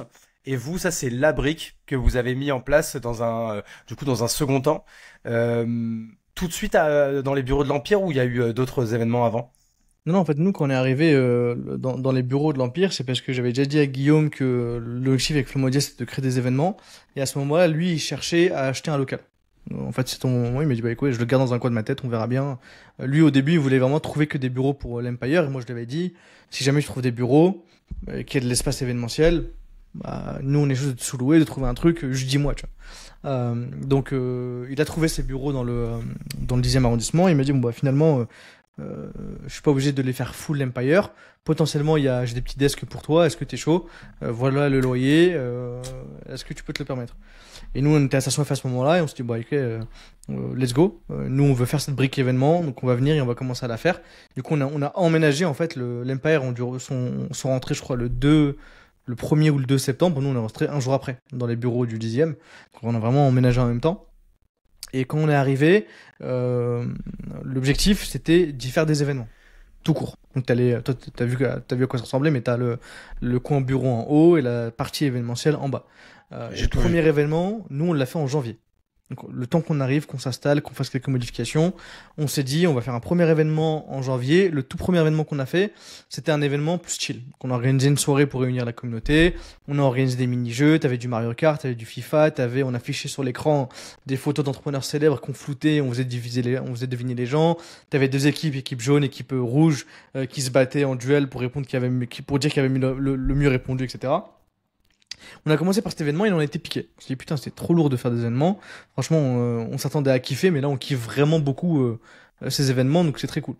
Et on s'est dit, bah ok, à partir de maintenant, on va faire un événement par semaine. On va faire comme ce qu'on avait fait sur Vrai de Vrai à l'époque. Ça va devenir notre focus. Il y a une grosse partie événementielle à aller prendre ici à Paris, vu que ça se fait plus. Ta station F qui l'est fait, mais c'est pas le même type d'événement. Ah, c'est des événements plus business, plus corpo. Il y a personne qui faisait des événements comme ça à ce moment-là, en tout cas gratuits. Et on s'est dit, ok, bah nous, ce qu'on va faire, c'est qu'on va balancer nos événements un par semaine. Et en fait, la structure, elle est simple. Moi, j'ai été buté à The Family, du coup, je me suis dit, on va faire le même principe. On va ramener un speaker et à la fin du talk, il y aura une session networking. Donc, on a commencé comme ça. Et nous, on s'est dit, ce qu'il faut qu'on fasse et ce qu'il faut qu'on envoie, c'est que les gens, à chaque fois qu'ils nous voient, Flo et moi, ils disent, bon, en fait, vous êtes marrants, vous avez beaucoup d'énergie, jouez dessus énormément. Donc, ce qui fait qu'à chaque début de talk, en fait, on chauffe les gens, on fait des blagues, et le speaker, il arrive toujours sous une tonne d'applaudissements comme une rockstar, comme si il était speaker aux États-Unis. En fait, du coup, ça crée une ambiance de fou. Et même, tu vois, sur le choix de la playlist. Au début, on avait commencé à mettre une playlist assez simple, sans parole, et puis on s'est dit, mais tu sais quoi, les gens, ils viennent chez nous, Flomodia chez nous, et du coup, ce qu'on va faire, c'est qu'on va mettre nos propres playlists. Et c'est pour ça que quand tu venais, tu pouvais avoir du Booba, du Nino, du Lacrim, du Aya, en fait, t'avais nos playlists, ce qui fait que t'arrives dans un événement business ultra sérieux, ultra quali, mais t'avais du Booba et du Nino en fond. Donc déjà, il y a un truc intéressant à aller chercher, tu vois. Et ensuite, quand on arrivait sur l'animation, pareil. On mettait une tonne d'énergie, on faisait des blagues cons, les gens, ils étaient détendus, et ensuite, t'arrivais, tu te prenais la masterclass, t'avais networking, et après, tu rentrais chez toi. Et en plus de ça, t'avais boisson offerte, et t'as boisson offerte et pizza offerte sur les 30 premiers événements. Donc, en fait, on avait retourné le game de l'événement en venant, et en un an, on a organisé 50 qui ont réuni 10 000 personnes uniques. Donc 10 000 personnes différentes qui sont venues à nos événements. Et je suppose qu'il y en a qui venaient tout le temps aussi. T'avais des habitués, mais justement, en fait, les habitués, nous, on a jamais hésité à leur dire, bah écoute, mec, franchement, on a l'impression que tu viens trop. Est-ce que est-ce que les thématiques elles sont bonnes pour toi? Parce que moi, j'avais fait la connerie à The Family d'aller à tous les événements. En fait, les événements qui étaient vraiment pas pour moi. Tu vois, quand on a fait l'événement avec Élise Marchand, qui était la boss recrutement de chez Doctolib, qui t'apprend à scale une team de haut level, et que tu vois des wannabe entrepreneurs ou des mecs qui n'ont pas recruté une personne encore, je leur ai dit, mais les gars, ce talk, il est pas fait pour vous, en fait. C'est pas les bonnes personnes qui est ici, ce talk, il est pas fait pour vous. Et du coup, t'avais des habitués qui venaient, mais en fait, nous, on n'a jamais hésité à dire aux habitués, bah, franchement, ce talk, il est pas fait pour toi. Ah, il venait peut-être pour la pizza gratos aussi, hein. T'en avais beaucoup qui venaient pour la pizza gratos, on l'a remarqué dès qu'on les a retirés. Tu te rends compte aussi de la nature humaine quand c'est du gratuit et que les gens, tu les habitues trop vite à des choses très bien gratuitement. Ouais. Et comment tu faisais, parce que du coup tout ça, ça vous coûtait. Comment vous faisiez là, pareil, c'était sponsoring pour pouvoir C'était sponsoring. être Ah ouais. positif là-dessus? Les boissons, elles étaient sponsorisées par Alterfood. Elles sont toujours sponsorisées par Alterfood. Donc en fait, Alterfood nous envoie des boissons tout le temps pour les événements. On a Monster Energy que je bois. Ça, c'est ma petite drogue perso que je bois tout le temps, qui est sponsor aussi de Flomodia. Et pour les pizzas, on avait sur les 30 premiers événements Bricktop qui était sponsor et qui nous envoyait les pizzas. En fait, la contrepartie de tout ça, c'était juste simplement de les mettre en avant, de mettre en avant les produits et de leur faire des feedbacks. Puis qu'en fait, on avait des gens qui goûtaient les produits devant nous, vu que c'était Flo et moi qui servions les boissons au bar. On n'avait personne d'autre qui servait au bar. C'était nous qui étions derrière le bar. En fait, on avait les feedbacks sur les produits des partenaires. Et en fait, on leur refaisait remonter les feedbacks. Et oui, c'était ultra content de ça. Ok, attends, est-ce que tu m'entends bien? Ah oui, non, c'est bon. J'avais l'impression qu'il y avait Oui. un petit bug, mais c'est good. Ok, donc il y a eu vraiment la brique média. Là, vous avez quand même pas mal performé. La brique, du coup, événement. Ouais. Et c'est pour ça que, alors, je sais pas, depuis, vous voulez aller vraiment plus loin. Et du coup, là, on arrive sur la brique lieu physique. Alors, la brand, c'est quoi? C'est Le Temple. C'est le temps. Du coup, est-ce que ça, tu peux nous en parler? Comment l'idée vous vient? Ou est-ce qu'en fait c'était presque since day one, ça fait partie de la vision, et où est-ce que vous en êtes aujourd'hui? Nous, ce qui était sûr, c'est qu'on voulait avoir notre propre lieu. Day One, on voulait avoir un lieu, parce qu'encore une fois, quand j'allais à The Family, je suis toujours émerveillé par le lieu incroyable qu'ils ont réussi à créer. Et justement, en fait, quand t'as un chez toi, c'est pas pareil. En fait, quand t'as vraiment géré l'expérience de A à Z, c'est pas la même chose. Tu peux fournir une expérience qui est beaucoup plus forte. Et moi, je crois beaucoup en l'expérience. Tu vois. Nous, quand on arrivait chez Guillaume, on savait qu'on allait rester là pendant 1 an, 2 ans, 3 ans. Parce que de toute façon, le bail il était sur 3 ans. Et nous, c'était OK. C'est la next step pour faire des événements. Et nous, dès le début avec Guillaume, on était très clair. C'était on reste un bout de temps et après, nous, on ira faire notre vie ailleurs au moment venu. Tu vois. Il y a eu plusieurs choses qui ont été modifiées. Donc, déjà, l'Empire avait arrêté de faire des événements parce que pour eux, ça leur coûtait beaucoup d'argent vu qu'il n'y avait pas de sponsoring derrière pour eux, pour leur propre événement. Donc en fait, c'était du cash de l'Empire qui était investi à chaque fois. Donc eux, ils ont arrêté d'essayer de leur partie événementielle, vu qu'en fait, eux, ils faisaient les événements le mardi et le jeudi et nous, on en faisait le mercredi. Donc c'était comme ça que c'était splitté. Ça vivait, quoi. Ça vivait beaucoup et c'était incroyable. Du coup, ils ont arrêté de le faire. Et du coup, vu qu'ils ont arrêté de le faire, ils se sont questionnés sur est-ce que ça vaut le coup de garder ces locaux ou pas. Donc, de base, ils voulaient rendre les bureaux du 10e. Et du coup, nous, on s'est dit, vu qu'ils vont rendre les bureaux du 10e, et en plus, dans ce cas-là, nous, le timing, il était bon parce que c'est le moment pour nous d'aller trouver notre chez nous. Parce qu'en fait, on avait beaucoup de marques qui commençaient à nous contacter pour faire des petits déjeuners, des déjeuners, des choses en après-midi, sauf que du coup en haut il y a des bureaux, donc si on commence à faire des événements à 10h, en fait on fait chier tout le monde, les gens peuvent pas bosser, c'est chiant. Et nous on voulait aller dans cette optique de faire beaucoup plus d'événements pour la communauté et pour les différents partenaires qu'on avait. Donc on s'est dit ok, on va commencer à chercher un lieu. On a commencé à faire plusieurs visites dans Paris, des lieux incroyables, très stylés. Et pour ça, on a décidé de faire une campagne de crowdfunding. Du coup, on a décidé de faire une campagne de crowdfunding en last time, vu qu'en fait, il y a eu des modifs chez l'Empire parce qu'ils avaient la possibilité de lâcher les bureaux plus rapidement. Du coup, ça nous a mis une petite pression de se dire, il faut qu'on trouve vite la solution. Et on s'est dit, on va lancer une campagne de crowdfunding. Donc, on a lancé une campagne de crowdfunding en 2 semaines. Pour se dire on va récupérer les premiers sous pour aller au moins faire les dépôts de garantie et ce qu'il faut pour récupérer le local. Quand on est allé voir KissKissBankBank, la plateforme, ils se sont dit les gars, déjà on n'a jamais vu de campagne crowdfunding B2B réussir, déjà de 1, et ensuite vous venez la préparer en 2 semaines. On veut bien vous suivre parce que vous avez l'air motivé, mais on verra bien si ça passe ou pas. En tout cas, on l'a pas vu de notre côté. Et finalement, au bout de 1 mois de campagne de crowdfunding qui était vraiment très très compliqué, on réussit à lever 50 000 € avec la communauté. Donc ça, c'était assez fou. Et on se dirige vers le choix du lieu. Donc on a choisi le lieu dans lequel on devait aller, donc c'est dans le 20e arrondissement de Paris. Et on se dit, on a trouvé le lieu, on commence à investir du coup les sous du lieu en se disant, on a réussi la campagne de crowdfunding, on a pris une designeuse, enfin une architecte d'intérieur qui nous a fait le temple royal vraiment comme on le voulait. Et on a aussi sécurisé des fonds auprès de partenaires. En gros, on leur a dit, les gars, si vous suivez le temple d'entrepreneuriat maintenant, vous êtes vraiment les fondateurs du temple avec nous, vous serez parmi nous, parmi les marques fondatrices de ce temple, suivez-nous. Et elles nous ont suivis, donc ça c'était très cool. Et ça nous a permis d'enclencher les travaux. Donc on a enclenché les travaux Et les travaux, c'est jamais aussi simple que ce qu'on croit. Je te confirme. Toi qui as ouvert un truc à Bordeaux, je pense que tu sais que c'est jamais très simple. Ah bah écoute, là on est le 2 juillet, il y a encore plein d'ouvriers qui sont là, alors que de base, à la base de la base, ça devait être fini en janvier quoi. Donc oui, Ouais. je connais ça, et puis pareil à l'époque de la Villa Maria, alors c'était tombé en plein Covid, mais tu vois on avait eu, je sais pas pareil, plusieurs mois de, de, de retard, donc en vrai, je connais ce genre de galère. Donc Et donc du c'est coup, galère quoi. alors encore une fois, le podcast sortira en septembre. Du coup, je sais pas ce que vous aurez communiqué à ce moment-là, mais grosso modo, on va en être où là? En fait, le temple, il ouvrira pas dans le 20e, donc dans le lieu qu'on avait dit et qu'on a partagé à la communauté, sur lequel il y avait les plans, les maquettes, etc. Parce qu'on s'est retrouvé face à une problématique de bâtiment. Donc en fait, on s'est retrouvé face à une problématique où le lieu n'est pas adapté pour recevoir le temple de l'entrepreneuriat.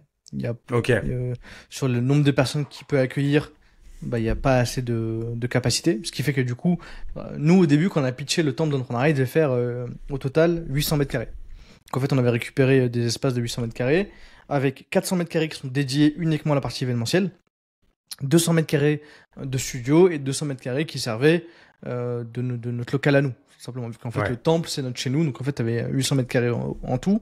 Donc, sur la partie événementielle, tu avais 400 mètres carrés. On a commencé à rentrer dans les travaux et on s'est rendu compte vu que l'établissement ne peut pas accueillir autant de personnes, et vu pour des histoires de ERP, donc établissement recevant du public, il y a plein de normes à respecter. Le premier local, enfin les deux premiers locaux de 400 mètres carrés n'étaient pas possibles parce que, par exemple, il faut une sortie de secours tous les 17 mètres. Et c'était pas le cas, vu qu'en fait, nous, on avait deux bureaux qui faisaient 200 mètres carrés chacun, on allait casser entre les deux et avoir un gros bloc de 400 mètres carrés. Mais vu que le dernier bloc là-bas, la sortie de secours, elle est à plus de 17 mètres, et vu qu'on peut pas utiliser les issues de secours du bâtiment, vu que la capacité maximum a déjà été atteinte, bah déjà on a dû diviser la taille du temple par deux. Donc on est passé de 400 mètres carrés à 200 mètres carrés.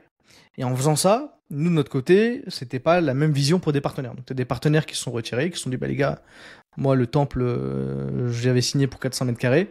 Bah finalement, il n'y a pas 400 mètres carrés, vous êtes à 200, donc c'est deux fois plus petit. Bon, ça me chauffe plus trop, désolé, on remettra ça, je continuerai à vous sponsoriser des événements, mais en tout cas pour la partie temple, c'est sans moi. Donc on a perdu des partenaires à ce moment-là. Pareil, on avait investi énormément de sous sur la partie architecte, donc d'intérieur, qui a designé sur 400 mètres de base, et qui du coup on a payé, et du coup maintenant on doit se retrouver à le remodifier pour l'adapter à du 200 mètres carrés. Donc pareil, c'est des frais, c'est plein de choses, c'est du temps. Et en fait, tout ça mis bout à bout et plein de galères, plein de choses qui ont doublé le budget de base du temple de l'entrepreneuriat. Et ce qui fait que la partie la propriétaire de l'immeuble a pas voulu prendre en charge une partie. Donc nous, on a dit, bah écoutez les gars, nous, en fait, ça sert à rien d'investir autant dans un lieu. C'est deux fois le budget qu'on devait y mettre. Pour le même prix, en fait, c'est un apport à la banque et t'achètes ton propre local. Donc nous, on se voyait pas mettre autant d'argent dans les travaux pour qu'on soit locataire. Mais dis-toi que nous, on allait vraiment, de base, on allait plonger là-dedans. On allait se dire, bon, bah, ok, c'est pas grave, la facture, elle a doublé. Mais nous, vas-y, on est des doueurs, on va trouver une solution, on y va. Tu vois. En fait, c'est quand j'ai commencé à appeler mes potes entrepreneurs en leur disant, écoutez, les gars, moi, je sens que j'ai la tête dans le guidon. Je sens que vraiment, j'ai la tête dans le guidon, je suis à fond. J'ai besoin de prendre du recul. Voilà la situation en toute transparence, qu'est-ce que je dois faire? En fait, ils m'ont tous dit, mais mec, tu vas pas mettre autant dans un lieu qui ne t'appartient pas, où tu es locataire, qui en plus, il y a l'air d'avoir quand même beaucoup de galères. Donc moi, mon conseil, c'est sors. Donc, et du coup, Et ça c'est le lot de tous les entrepreneurs. Des fois, c'est de prendre des décisions qui font chier, mais en fait, à un moment donné, bah, il faut arrêter de creuser et du coup, il faut savoir s'arrêter, accepter qu'on a perdu du temps, sûrement aussi un peu d'argent, et dire bah vas-y, fine, c'est pas grave, on passe à autre chose. Donc du coup là, évidemment. gros contretemps de votre côté, mais donc du coup, le temple de l'entrepreneuriat, c'est juste qu'il ouvrira autre part. Moi, ma question là-dessus, c'est toi, c'est quoi même si t'en as déjà parlé, mais si on veut aller un peu plus loin, c'est quoi ta vision avec ce lieu, même d'un point de vue business? C'est-à-dire que aujourd'hui, Flomodia, c'est un média. Mais donc demain, Flomodia, comment tu vas le décrire? C'est quoi, avec ce lieu, vous rentrez dans une autre dimension. C'est quoi votre baseline et c'est comment aujourd'hui on doit parler de vous? En fait, nous, Flomodia, avec Flomodia, le but, il est simple. C'est d'inspirer, d'éduquer, de divertir les entrepreneurs. C'est la tagline, c'est celle qu'on rabâche partout, et c'est celle qu'on envoie et qu'on tabasse. Le lieu, en fait, en soi, on n'a pas besoin d'un lieu pour faire ce qu'on fait déjà. C'est pas, Ok. c'est pas mandatory pour le faire, mais en termes d'impact, je pense que c'est beaucoup plus puissant, et même en termes de branding et de market, c'est beaucoup plus puissant de se dire qu'en fait les gens viennent dans ton chez toi où tu as géré l'expérience de A à Z, ou même toi du coup. Parce que nous, il faut savoir qu'on a commencé à faire les événements dans le seul objectif aussi, dans l'objectif principal de faire du contenu. Nous, si on a décidé de faire des événements, c'est pour se dire, first, ça nous permet de sortir plus de contenu. Parce que tous les événements sont filmés. Demain, tu me dis, tu filmes pas tes événements, je fais pas des événements. Ouais, Parce ouais, que je je vois pas comprends. l'intérêt de faire que des événements sans que ce soit filmé. Du coup, on se dit, bah, c'est levier numéro un, c'est parce que ça permet de faire du contenu. Et levier numéro 2, ça permet de rencontrer des gens, de créer une communauté, d'avoir des gens qui se déplacent, qui se rencontrent. En fait, t'es créateur, t'es un connecteur en fait entre des entrepreneurs qui vont vivre des choses en dehors de ce que tu aurais pu toi donner à titre perso. Ils sont venus chez toi, ils se sont rencontrés chez toi, ils vont garder toujours en tête que ça s'est fait chez toi, et demain ils vont créer leur boîte, leur truc. Ça. Combien aujourd'hui d'entrepreneurs sur LinkedIn, partout disent que j'ai été bercé par The Family, ma boîte, moi je suis mon associé par The Family. Et en fait, le seul but de Flomodia, c'est de semer beaucoup de graines auprès des entrepreneurs en donnant du contenu, tiens, on te régale, on te donne du contenu. Nous, l'objectif qu'on a derrière, c'est de se dire, ok, on a créé une audience, on a créé une communauté. Moi, de base, j'ai deux amours dans le business. C'est first, le contenu, deux, le SaaS. Donc, avec Flomodia, je suis en full contenu, avec mon SaaS à côté, moi je suis dans le SaaS. Mais du coup, Flomodia, j'aimerais bien que ça me permette de pouvoir faire du produit avec. Donc, en gros, là, ce qu'on est en train de faire avec Flomodia, c'est qu'on est en train de se créer une audience d'entrepreneurs, une communauté d'entrepreneurs, et de pouvoir les servir, en plus de leur proposer du contenu, de leur proposer nos propres produits. En leur disant, les gars, voilà les produits qui sont faits pour vous, voilà comment est-ce que vous pouvez les utiliser pour scaler votre business, votre activité, etc. Donc allez-y, prenez et let's go. Et après, à terme, tu as toute une partie aussi qui est d'éduquer les entrepreneurs de demain, de former les pépites de demain à travers nos contenus qui sont gratuits. Et demain, potentiellement, ces personnes-là seront les premières personnes qui vont te contacter pour mettre un ticket chez elles, et du coup, en fait, de pouvoir investir et en fait d'avoir justement plein de petites graines partout qui deviennent à ce moment-là rentables businessment parlant.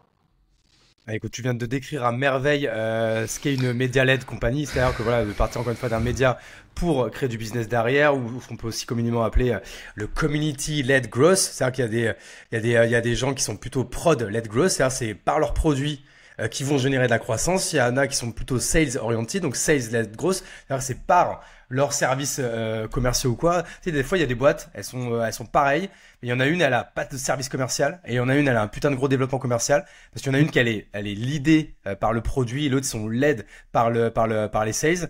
Et là, en fait, justement, les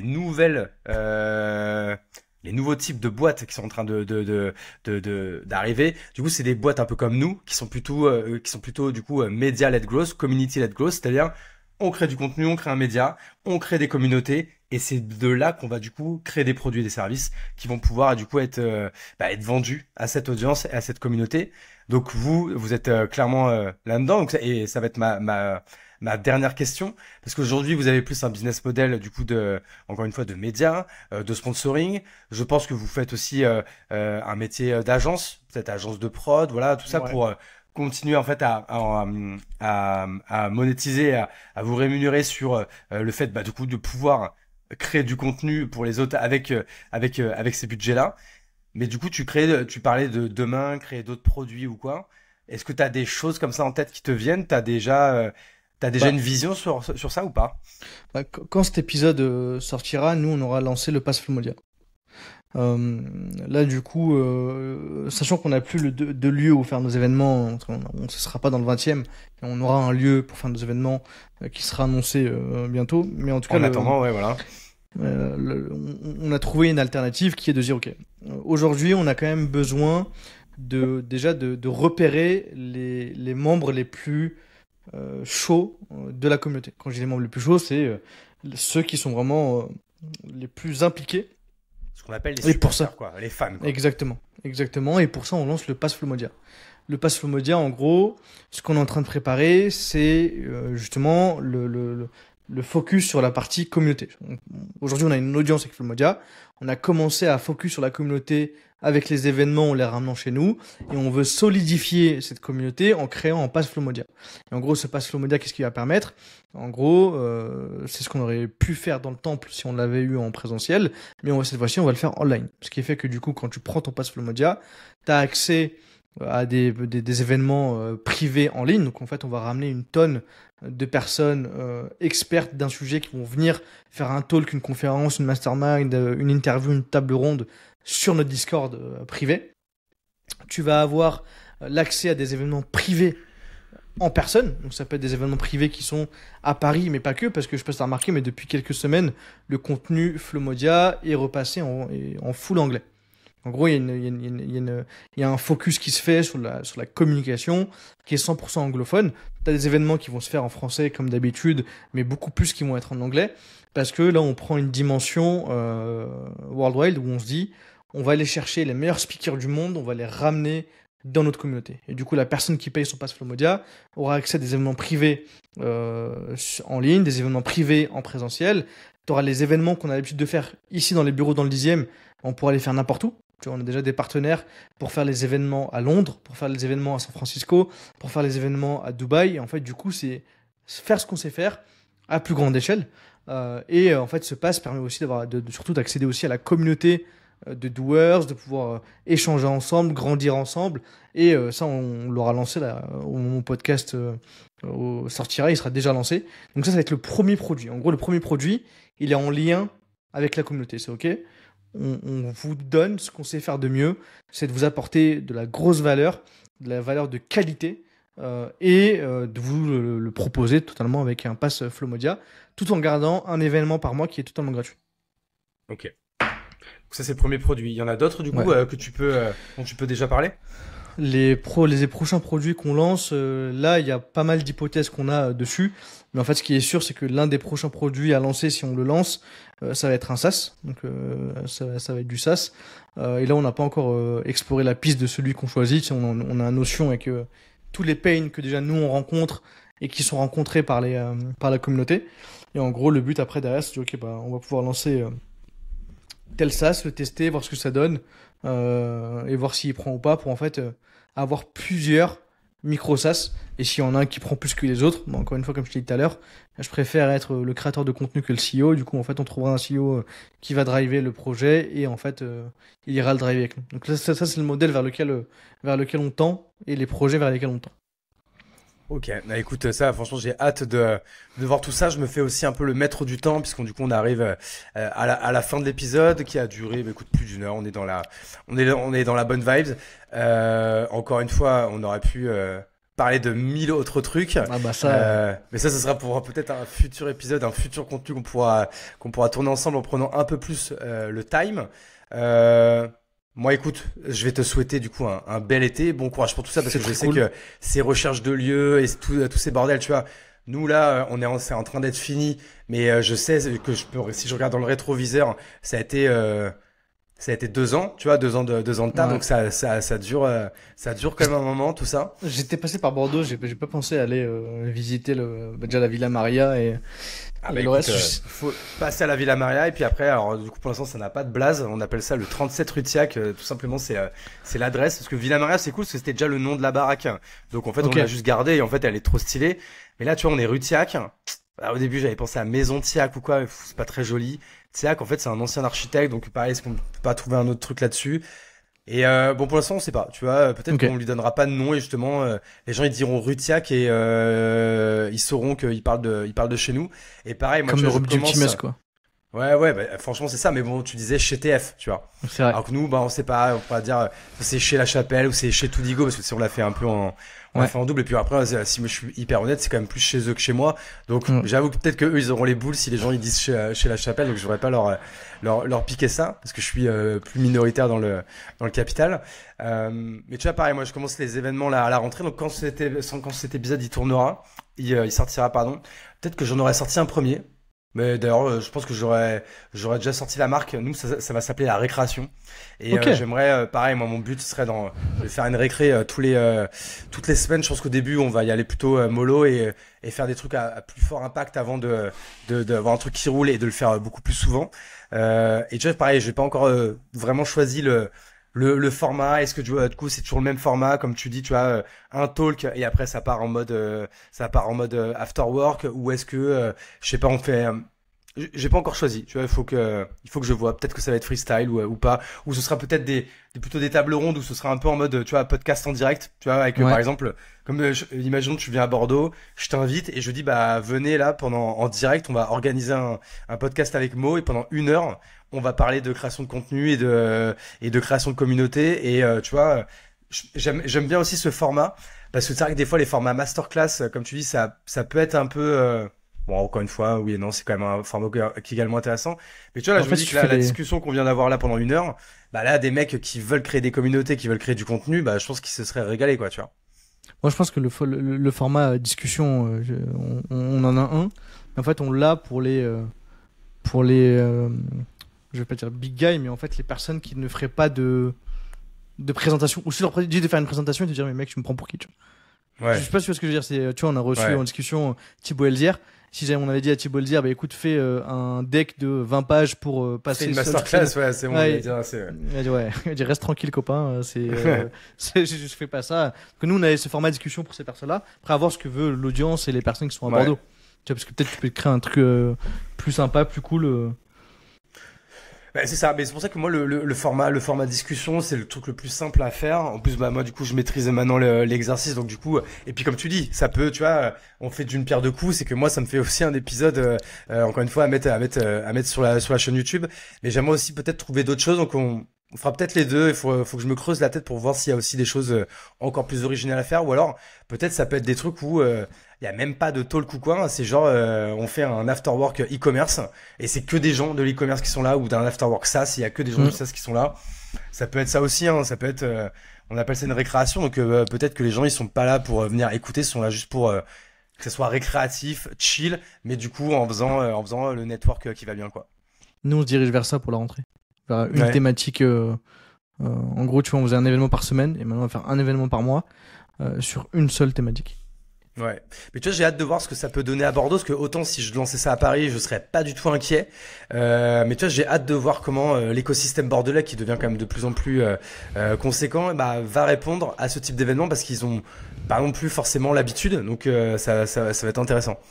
Bah, à titre de feedback, nous, on nous a demandé de venir faire des événements bah, comme on fait avec Flomodia à Lyon, Marseille et Bordeaux. On n'a pas encore eu le ping dessus. Donc peut-être parce qu'il y en a déjà qui existent, parce que je pense qu'avec la communauté, t'en fais déjà pas mal avec. Parce que il me semble que t'as un club, non? T'as un club avec lequel tu Ouais, fais c'est ça, on des a le événements. Poney Club, mais en vrai, le Poney Club, tu viens, c'est, pour le coup, là, c'est vraiment récréatif, là, si tu Ok. viens, si on prend l'apéro, on bouffe, personne vient, tu viens pas forcément, faire du networking un peu à l'ancienne, tu vois, c'est plus, Ok. tu viens rencontrer des gens, il s'avère que, évidemment, bah, du coup, c'est que des CEO, et du coup, tu peux parler un peu de tes problématiques, et je sais qu'il y a énormément de business qui se fait, on est plus sur un truc comme ça, informel, mais du coup, mais avec du formel quand même, tu vois, donc Hmm. c'est très spécial, quoi. Ok. Ok. Ok. Bah, hâte de voir. Tu me tiendras au courant par rapport à ça. Hein. Ah ben complètement, et puis peut-être que je vais vous faire descendre en guest, qui sait, quand on aura un peu de budget. En tout cas, merci beaucoup à toi d'avoir pris Merci à toi pour plus l'invite. d'1 heure pour venir discuter avec moi. Franchement, l'épisode il va être vraiment canonissime. Moi, hâte aussi de de voir enfin ce lieu prendre vie. Bon courage à ça, parce que je sais que c'est vraiment compliqué. En plus à Paname, je pense que c'est encore plus compliqué que chez nous en région.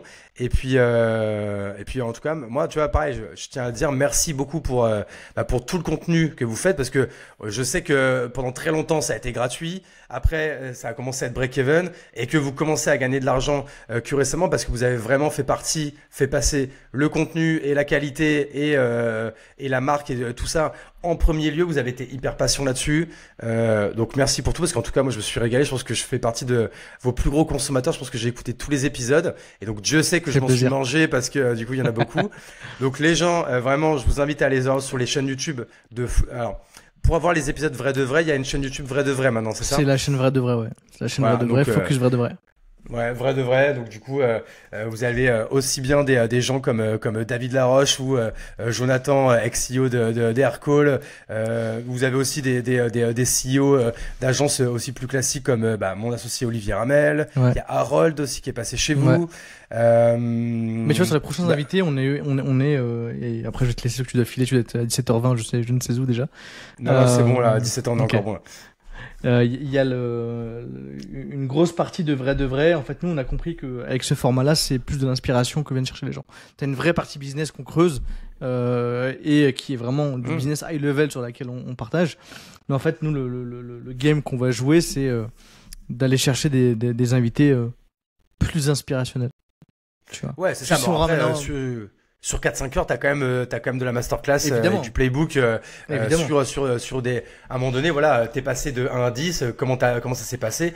Comme vous leur laissez le temps, ils rentrent dans le détail de ce qu'ils ont fait, quoi, tu vois. Mais tu vois, je pense à des gens un peu plus à la Pierre Cross, un peu plus à la Chris McCary, en fait, des gens qui sont devenus des icônes de ce qu'elles font, et qui ont quand même un aspect business dans leur activité, tu vois. C'est les personnes sur lesquelles on va se focus, nous, sur les prochaines semaines. Bah voilà, mais clairement, du coup, j'invite tous les gens qui ne connaissaient pas à aller en découvrir vrai de vrai, parce que c'est quand même assez spécial dans l'écosystème. Autant moi, les interviews que je fais, il y en a beaucoup qui font pareil que moi, et c'est pour ça que je vais essayer de trouver des choses plus originales à faire à la rentrée. Mais en tout cas, vrai de vrai, pour le coup, c'est un peu un ovni là-dedans. Mais tu mangeais pas toi avec la partie, parce qu'au début, ça s'appelait Club Sandwich, et t'as changé de nom. Ouais, c'est ça. Mais Club Sandwich, c'est juste parce que je trouvais la marque stylée, en fait. C'est tout. Okay. Donc non, il y avait pas de bouffe, mais t'as raison. Il y en a plein qui m'ont dit, mais en vrai, c'est rigolerie qu'à un moment donné, tu bouffes et t'amènes un sandwich à la personne, quoi. Moi, les sandwichs, c'est ma passion en plus, donc. Mais en vrai, t'as raison. Mais je m'étais fait niquer la marque, parce que en fait, elle avait déjà été déposée par un podcast d'avocats qui s'appelait Legal Club Sandwich. Donc les mecs, ils m'ont pas loupé. J'ai dû changer en 2 secondes. Et au final, c'était un mal pour un bien. Parce que tu vois, en termes de branding, je suis content d'avoir rebrandé ça La Chapelle Radio. Et pour moi, c'est beaucoup plus logique sur le fait que moi, avec ce podcast, je veux mettre en avant ce que je fais et le Startup Studio. Et donc, du coup, c'est beaucoup plus facile, en fait, de gérer une seule marque que d'en gérer plusieurs, quoi. Vrai de vrai. Et du coup, je vais faire les petites mentions légales de fin. Si vous nous regardez sur YouTube, évidemment, en tout cas, merci d'avoir écouté jusqu'au bout cet épisode. J'espère que vous êtes régalés. Abonnez-vous, un petit like, un petit commentaire, ça vous prend 2 secondes. Moi, ça m'aide énormément pour le référencement. Si vous écoutez en audio, le petit 5 étoiles des familles, on ne le répétera jamais assez. C'est gratuit, ça prend 1 seconde, mais nous, ça nous aide énormément. Et en soi, d'un point de vue même un peu moral, ça récompense un peu le travail, voilà, où nous on vient de prendre plus d'1 heure de notre temps sans être payé, tu vois, pour essayer de donner un max de valeur. Voilà, tout ce qu'on demande, c'est si ça vous a plu, de mettre un petit 5 étoiles. Ça mange pas de pain et c'est cool pour nous. Et sinon, il me reste qu'à te souhaiter un bel été, Mo. Pour les autres, encore une fois, je sais pas quand est-ce que je vais le sortir, mais du coup, j'espère que vous passez une bonne rentrée. Belle rentrée. Voilà, que le business va bien. J'espère de tout cœur qu'on n'est pas gouverné par des fils de pute, parce que nous, les élections, c'est dans 4 jours. Là, nous, on est encore dans l'innocence. On sait pas encore comment ça va se passer. Quand même. Ouais, ça te fait un peu la merde. Mais bon, écoute. Et puis, écoutez, et puis même si ça sent la merde, continuez quand même de faire des choses, d'entreprendre, de créer, de donner. Le karma n'est pas une pute et il vous le rendra. Et c'est sur cette phrase ultra vulgaire que je vais vous laisser. Merci Mo, merci à tous et à bientôt dans La Chapelle Radio. Allez, bisous, ciao.